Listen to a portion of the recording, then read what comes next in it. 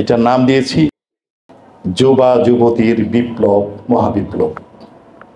প্রথম লাইনটা এরকম, ফাযহাব আনতা ওয়া রাব্বুকা ওয়া কাতিলা ইন্না হাহুনা কাঈদুন।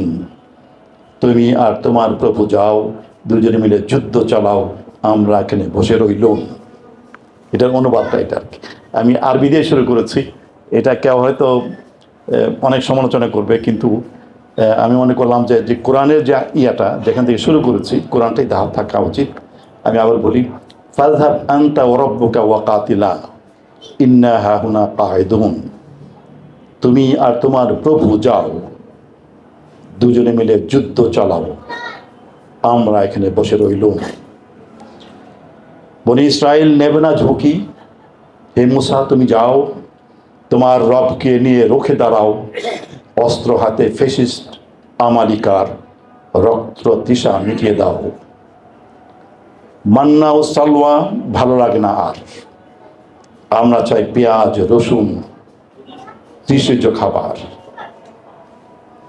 তাহলে চলে যাও ওই জনপদে, সেথায় সবই পাবে নিরাপদে।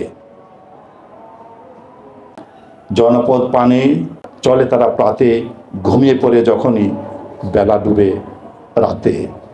নিদ ভাঙ্গে যখনই তাদের সেখানে, নিজদের দেখতে পায় ব্যাক টু স্কয়ার ওয়ানে। নিদ ভাঙ্গে যখনই তাদের সেখানে, নিজদের দেখতে পায় ব্যাক টু স্কয়ার ওয়ানে। যেখান থেকে শুরু করেছিল সেখানে চলে আসে। উদ্ভ্রান্ত সফর থামে সেই প্রজন্মের পর 30 বছর। নতুন প্রজন্ম যখন যৌবনে পৌঁছে, যুবকেরা জাগে, প্রবীণেরা চলে গেছে। ইউসুফ ইবনে নুন ডেকে বলে, আমালিকা দমাতে চলো দলে দলে। সূর্যাস্তের সময় ঘনিয়ে এলো জুমাবারে, ইউসার দল পৌঁছে গেল বিজয়ের দ্বারে। চূড়ান্ত বিজয়ের লাগি আরো একটি ঘন্টা চাই, সূর্যাস্তেই সব শেষ, শনিবারে তো যুদ্ধ নাই। ইউসার দোয়ায় থেমে গেল সূর্য, একটি ঘন্টার মতো হেরে গেল আমালিকার দল।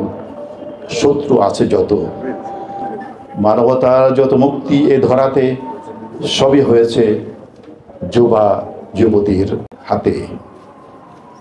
বিজয় চাহে বিপ্লব, যুবা যুবতীর বিপ্লব মহাবিপ্লব। যেভাবে অসম্ভব হলো সম্ভব, জুলাই আগস্টের রক্তে ভেসে এই বাংলাদেশে। সবাইকে ধন্যবাদ।